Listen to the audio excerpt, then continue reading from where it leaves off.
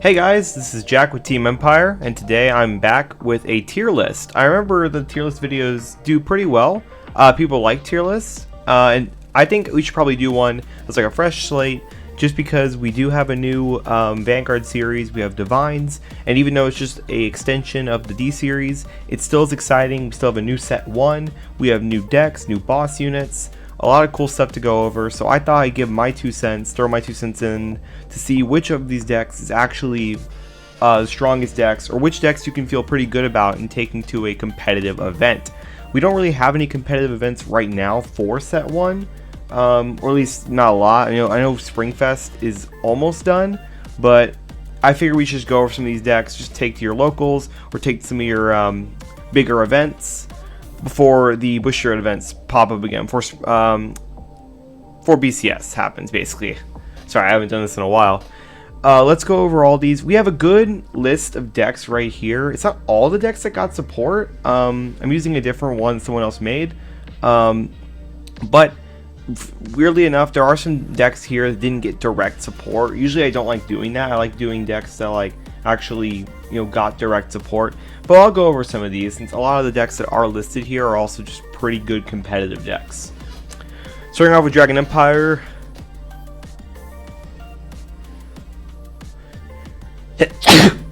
Oh, that sneeze.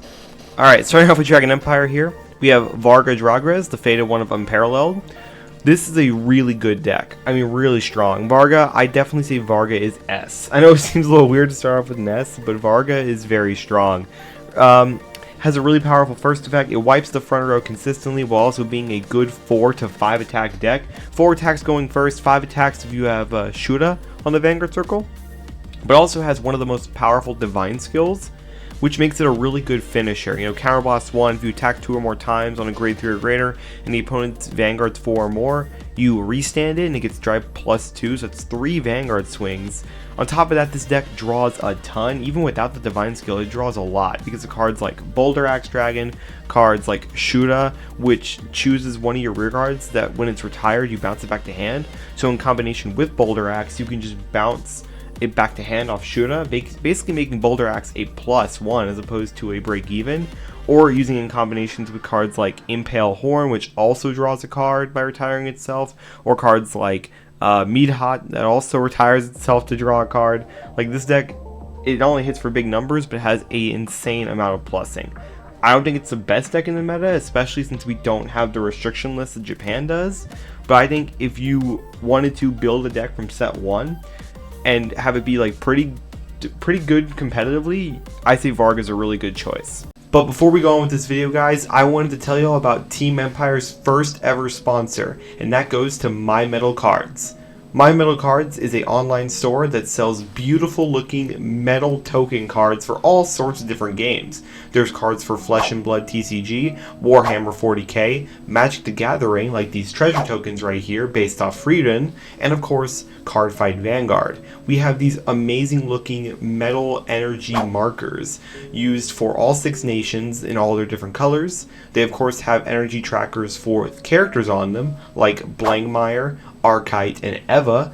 And speaking of Archite Eva, they also have this beautiful looking Archite Eva energy generator with a very nice font. I actually really like the font. And of course they have anime character markers as well based off Nao Inabe and Hikari Myodo. So be sure to check those out because they're really beautiful looking. They also have divine skill markers using cards like Blankmeyer right now. So there's tons more to come in the future. Go check out their store using the link below and use our code EMPIRE5 for 5% off on all of your purchases. That is EMPIRE5 for 5% off all your purchases. Thank you to My Metal Cards for sponsoring this video. Next up is Triumph Dragon. This is one of the quick start deck ones. I'm sorry, Triumph Dragon. I don't want to do it to you, but this deck isn't great, to be honest. I think all the quick start decks are better than people give them credit for, but it doesn't mean they're great. They're too simple, especially with the crazy decks we have now.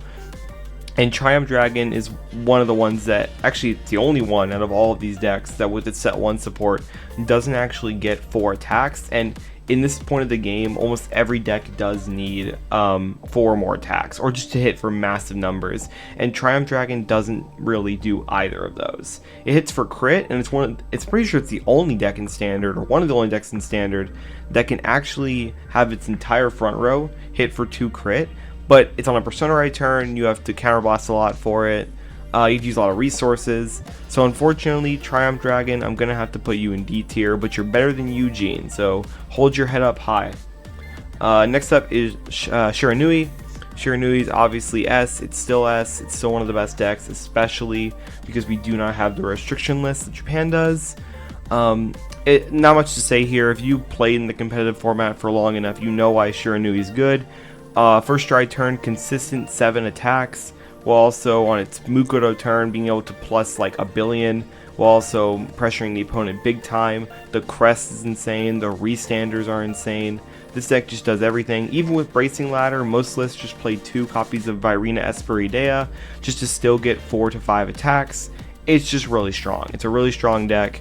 If you want to try and top at a competitive event, highly recommend one of these 2 decks, but probably Shiranui if you're going like ultra competitive.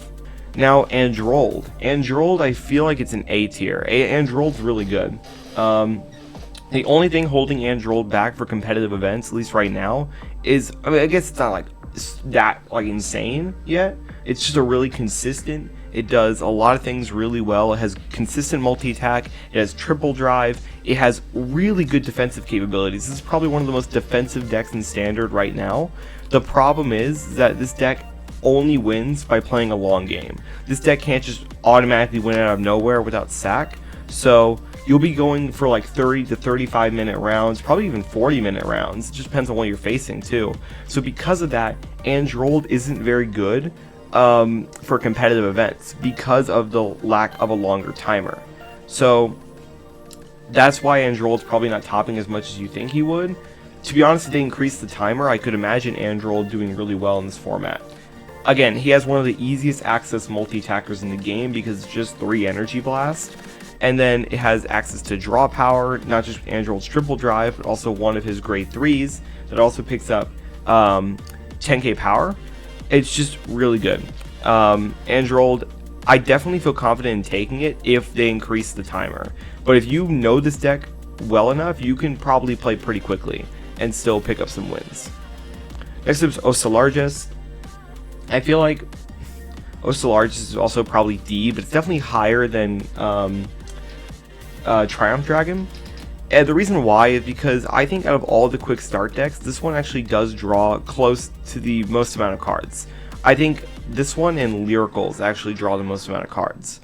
Because of a card in set 1 called Full Pigment Dragon, which when it attacks, you counterblast 1, shove one of your front row rearguards into Soul to draw 1, and there's a double rare in set 2 that when it's shoved into Soul by one of your card's effects, you can Soul Blast 2 cards other than himself to draw 1.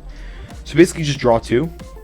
On top of that, there's also the Order package in this deck with the Blazing Demonic Maid Audience, who also Soul Blasts 3 on attack to draw a card. So you can shove her into Soul and then call her back out with Osalarges, give her 10k power, then swing with her again, Soul Blast another 3 to draw another card. So because of that, I think Osalarges has a few really good options, but unfortunately it's still only 4 attacks, and while one of those attacks is bigger than the others, unless you consistently get to your Personarai turns, your numbers aren't going to be hitting for that much. And there's also just a better version of this deck that Lupe always jokes about. It's time stamping. This one basically does do what time stamping does, only a little bit worse, because time stamping can pick up triple drive, and you also can pick up 5 attacks as long as you bind 2 or more grade 2 or less. So Osalarges, really cool deck, but I will admit it is not competitively viable. Drajewed. I'd say Drajewed is definitely an A tier deck. I'd probably say it's even higher than Andral, to be honest. The only thing holding Drajewed back is honestly the Shiranui matchup. The Shiranui matchup is really tough for this deck because not only is it a grade 4 deck, it has triple drive, it has no access to actually protecting itself from Shiranui's Dominate, and it's also a turn slow. From what I've heard from some Drajewed players at my shop, it's honestly better to go second against Shiranui, like most decks, but especially for Drajewed, because you can actually restand Rockburger because your opponent's Vanguard will usually be on grade 3, and your Drajewed will also pick up a crit. So if you're not going second against Shiranui, you're also going to have a pretty bad time, because usually you want to ride up, because you want to try and get to your grade 4 turn. But for most other decks, I'd say Drajewed is really, really strong, because that grade 4 turn is just crazy. You can just instantly win the game in most cases, because 15k to the front row, reducing to 0, getting crit, getting all those restands, it's just really good. Yeah, so I decided to take out all the Craycross Epic ones here, because we don't have their promos in English, and they didn't get any specifically named support in this. So I'm going to put them all down here. Evo, spoiler alert, once we get their promos, Evo will become insane, Tamayuta will become decent, and Chaos will become broken. So, not broken, just kind of cracked. Next up, Gredon. Gredon, I would definitely say Gredon's probably, don't get mad at me, Gredon fans, I'd probably put him in low A. Honestly, I know it feels like I'm putting a lot of stuff in A, but there's just a lot of good decks. Gredon, once again, like the Jewel situation, except even worse, it has a extremely tough time against Shiranui. And that's because if you're at 6 damage, Shiranui can just literally point at you with Mukuro and then say die. But despite that, Gredon did get new support in set 1 with the inclusion of Alcaray. This is a really powerful card that basically Energy Blasts 3 on place to call a Desire Devil from Soul, and then it gets 10k power. So it's a really beefy attacker on a Gredon Mask turn. It is a really easy access Demon Shrieder, because Gredon Mask can actually search this, unlike Demon Shrieder. And of course, Gredon is just a cracked restanding Vanguard deck. So once we get the hit in English with Shiranui, or if we get the hit with Shiro, please, I think Gredon will definitely raise up in playability. But right now, I'd say it's probably low A, and that's just because there's so many Shiranuis at events that I wouldn't feel necessarily that good about taking Gredon. Next up, Jet. Now, Jet, I think we are going to get a promo pretty soon. Correct me if I'm wrong. We're going to get the gear thing. I forgot what it's called. Jet, I'd probably put it in B. And I never thought I'd say that, but I think I stand by it. I think Jet is still okay at the moment. He's fine. He's definitely way more balanced now, because we have decks like Shiranui. But he's just a lot easier to play around. Decks have better early game than when Jet showed up. We also have way more draw power than when Jet showed up. So decks can just get massive hands to help guard against their Fate Rider turns, but especially their next stage turns. And there's a few decks in the format that can actually search out Elementaria, which really screws over Jet. So, not much to say here. Jet, once the promo comes out, I feel like Jet will become a little better. But as of right now, Jet's just okay. Next up, we have Reseil. Reseil, I'm going to put him in A tier. I'm going to put him a little bit ahead of Gredon.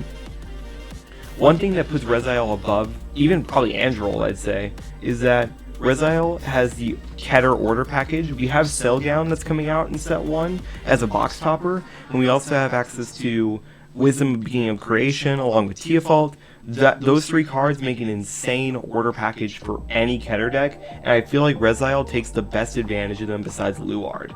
Reseil just has the easy access revival. Not only can he revive the Cellgown, but he can also revive something like Teofault, which will make an even bigger column. So because of that, Reseil has just a lot of access to good draw power. He also has a really powerful Divine skill on top of that, and you're getting +1 drive for basically for free is no joke, while also giving you that easy access heal. Now right now we don't have access to his grade 2 from set 2. That card's cracked, but right now I do feel like you can take Reseil to an event and do okay. He already was doing okay in set 1, then set 2 came out, and now he's kind of insane. So Reseil, I do feel like he is a pretty good deck. Next up is Reseil. I feel like Reseil compared to these other ones is actually C. I think I was underestimating Reseil, to be honest.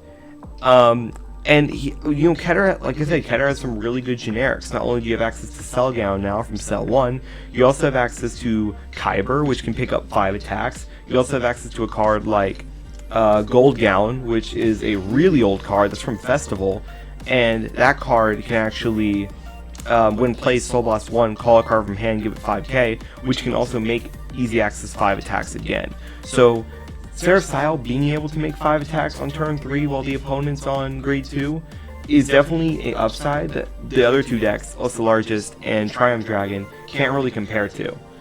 And plus, you know, Reseil having access to drop zone recovery does help against control decks. He also has a pretty good double rare, if I remember. He, when placed, UCB1, look at top 5 and call 1. That's really good. It's a really powerful skill. He's also a counter charger, which a lot of these decks don't have access to. So, pretty cool. Reseil, pretty cool guy. Next up we have Luard. Luard's probably S right now. I'd probably say Luard and Shiranui. Probably, like, I don't know exactly where to put Luard. I'd probably put him right here, right next to him. They're still the two best decks in the meta, in my opinion. Especially since we haven't gotten the hit with Selgown and Luard, because Selgown's just coming out. So, with combination of Selgown and Luard, it is better than currently Reseil with Selgown, because Luard can actually revive 2, and revive 2 very consistently every single turn, while Reseil can only revive 1. So, I feel like that's the main reason why Luard is probably better than him. Of course, Luard is also a Stride deck set. He has a really good early game. He has a great finisher in the form of Drag Strider. Even if you didn't want to do Drag Strider, you could do Drag Driver and just fill up your crest, fill up your G-Zone with face-up units to increase your front row power even more. I took Luard to Springfest and mostly relied on the Grade 2 game, and that's what carried me to top 8. So Luard, just a very cool deck, not as oppressive as Shiranui in my opinion, but it still is a very strong deck that I would highly recommend taking to an event right now, especially while we have Selgown. Then we have the next Faded one, which is Faded one of Guiding Star, Velstra. Velstra, I'd put Velstra in A. I feel like some people are really underestimating Velstra, but Velstra can hit like a truck. It has a really unassuming divine skill at first, but being able to set 2 orders straight away while also operating Freischütz can massively cripple you, especially if they're going first. Then with Oriente, their new order, they can charge 3, draw a card, and because of that, they could be going first, but also still get the draw off the generator, while also picking up the draw from Oriente and Lubetzel, while also being able to use Velstra's on-attack skill to Energy Blast 2. So, I feel like you could be playing against a Velstra, and you could be having a really good early game against them. They could have like 3 to 4 cards in hand, and then all of a sudden, by the time their turn ends, they have like 7 to 8 cards in hand, while also you're on thin ice. Because once they get to their Persona Ride turn is when this deck gets really insane.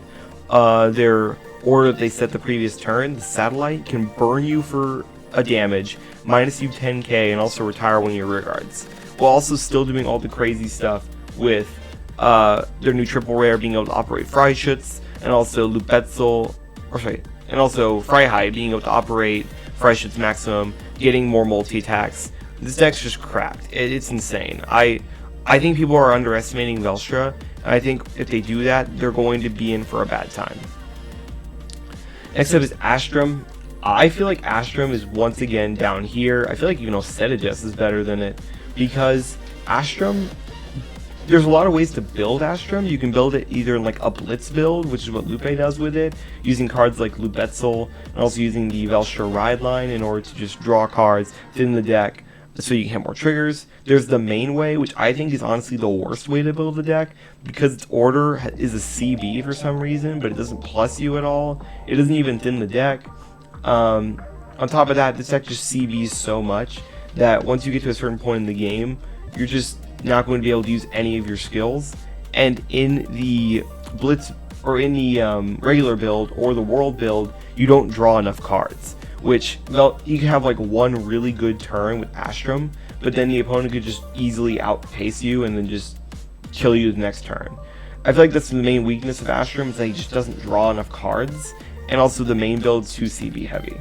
Lascalia, this is the new straight KO ride line. Once again, like Andral, it's very defensive, but it does rely on blitz orders, and while it does have a blitz order that lets you play other blitz orders that turn, if you're facing a deck like Avantgarde, or a deck that restricts blitz orders, which we're getting with Blankmeyer, this one can be a little bit worse. Plus, it is very piece reliant. You need to have a full board of Voleno units in order to do anything. So I'd probably say it's like a B tier deck right now. I'd probably put it right here. I don't think it's too bad, but I think once set 2 comes out, it gets a hell of a lot better because we'll just have more Voleno units. And that's the main thing holding the deck back. So not only do you need to have Voleno units on board, there's not enough Voleno units currently. Oh boy. This is a deck I absolutely love. This is Cristianos. He's my boy. I love him. But I can't play favorites. If I want to, I would put this deck here, but I can't do that. I'm going to have to put it right here in C tier. I think personally it's really good, but I do understand its weaknesses. It is so volatile, especially the way that I built the deck. It's all about just going in as hard as possible. You'll have almost no hand playing Cristianos unless you see like defensives or the overtrigger. But that's fine because the main way you want to build the deck is to try and rush the opponent, get them to a certain amount of damage, mill your deck to like 3 cards, and then use Nectar of Sensationalism in combination with the grade 3 double rare Sevron, which is your main restander. He's your main finisher, so you can get Sevron to like 63k, 68k, swing twice, try to check at least 1 crit and then win the game. It can have a very strong ceiling, but man, if your opponent survives it, they are usually going to beat this deck. So far with this deck, I've only gone X2 at like sneak peeks and stuff. I think it's still a pretty good deck, but man, it's just unfortunate. Like, this deck just doesn't draw enough cards. The way that I currently built the deck, I don't think there's any slots I can really fit into it to fix that problem without reducing my consistency about the mill. So unfortunately, Cristianos, I'm going to have to put it in C. It'll probably stay at C for a long time. I love the deck, but I can acknowledge that this deck isn't that great. I guess we'll include both mags since it did get support. Magnolia masks didn't really change that much, so I'd probably, in the context of set 1 format, I'd probably put Magnolia masks at a C tier because I personally believe Magnolia Elder is better than it, and I put it in a B tier. Magnolia Elder did get access to 2 new support cards. One of them is a Searcher for your Elders or your Wild Intelligence. So you can actually have a lean engine of this new card, Ilkewin, and Wild Intelligence, which makes a total of 3 cards in your deck that can basically turn into any other cards in your deck. Combination with Wild Intelligence, you can also use their new triple rare, Banaspati, which can CB1 Soul Blast 1, revive 1 rear guard from your drop for every 2 grades of your Vanguard. So if you're on grade 4, you can actually revive 2 cards. On top of that, Banaspati is also really good in combination with Magnolia's new ride line, because Magnolia did get a new ride line, and it's actually pretty good. The new Charis looks at top 3 cards of the deck and then calls 1 and either mills the other 2 or puts the other 2 on the bottom, which is really good in combination with Lattice, because Lattice, when he's wrote upon, lets you Soul Blast 1 to grab a grade 3 or greater card or a normal order from your drop zone and put it into your hand. So, Magnolia also has a really good matchup against Shiranui because of cards like Npix. Npix is also easily searchable, and with all the cards in Magnolia that get rid of themselves, like Alpin, Inlet Pulse, or Goildote, you can just slap an Alpin down, or slap an Npix down on board. Your opponent will force you to call something, but you just call it in the same column as Npix, and then from that point on, Shiranui cannot dominate anything. So because of that, I'm putting Magnolia Elder in B because of its matchup against Shiranui. Everything else, you kind of have to rely on just, seeing triggers, or rely on just seeing all your pieces in order to try and win the game. It struggles a little bit in that department, but against Shiranui, Magnolia Elder is kind of cracked. The last Fatal one in the set is Chris Rain. Chris Rain, I feel like, is probably low B, and I'm being generous. I like Chris Rain. I think she's kind of fun. She draws a lot of cards, which is really good, but the unfortunate side effect of Chris Rain is that she isn't 4 attacks, or at least she's only 4 attacks 1 turn, which is not great. because her divine skill is really good, it bounces your entire board back to hand, and then calls one card, and then matches its power and crit to Cristianos' current power and crit, which if you check triggers on that turn, it can lead to a very strong final attack. But unfortunately, after that, if your opponent survives, you're only a 3-attack deck. And because of that, I feel like when she faces all of these other decks, she'll just kind of struggle at that point. You need to try and like farm a good hand with Cristianos, try to whittle down the opponent, and then once you know they don't have access to like 2 PGs or that 4 or 5 damage, then use your divine skill. However, there are times where you have to use the divine skill in order to get cards into your hand to survive. But then after that, you have you'll have a less reliable chance of winning. So because of that, I feel like with Cristianos' current support, it is a low B tier deck. But I still feel like it is pretty good. Next up is Marlene. Marlene, I would probably put it at the top of all of the quick start deck bosses. And that's because it actually did top in Japan. It has very good generic cards. Lyrical has very good generic support, and that's also the reason why I put Cristianos right here, because of how good Lyrical generics are.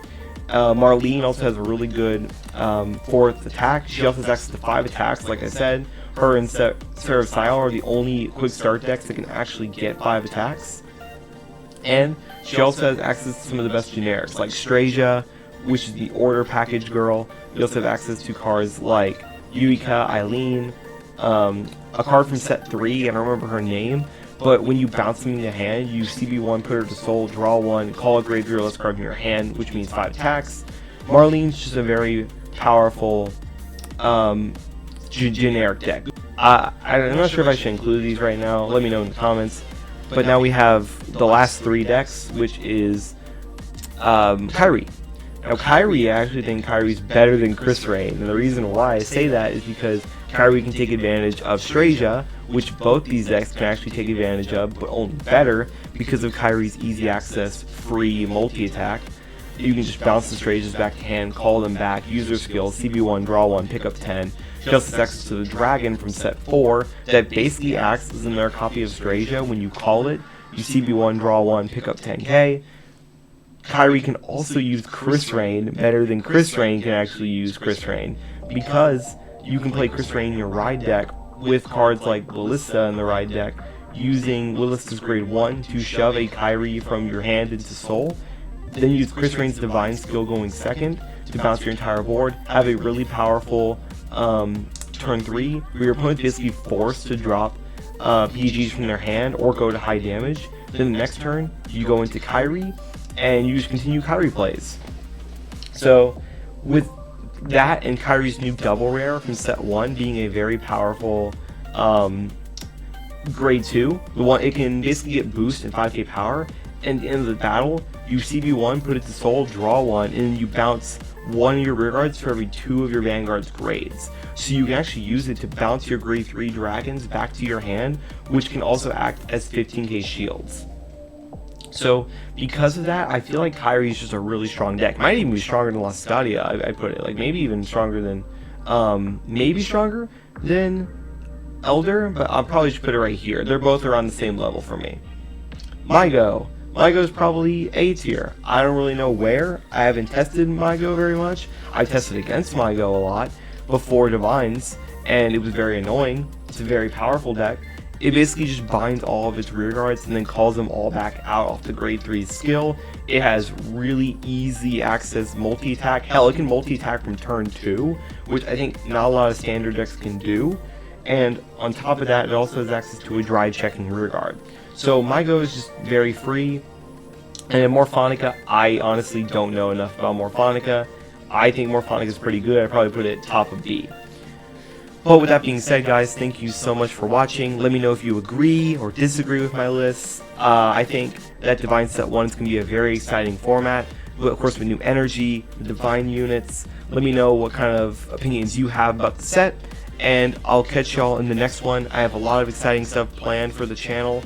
I just can't wait to show y'all, but we'll have to wait a few more weeks until that content drops. Thanks, guys. I'll see y'all in the next one.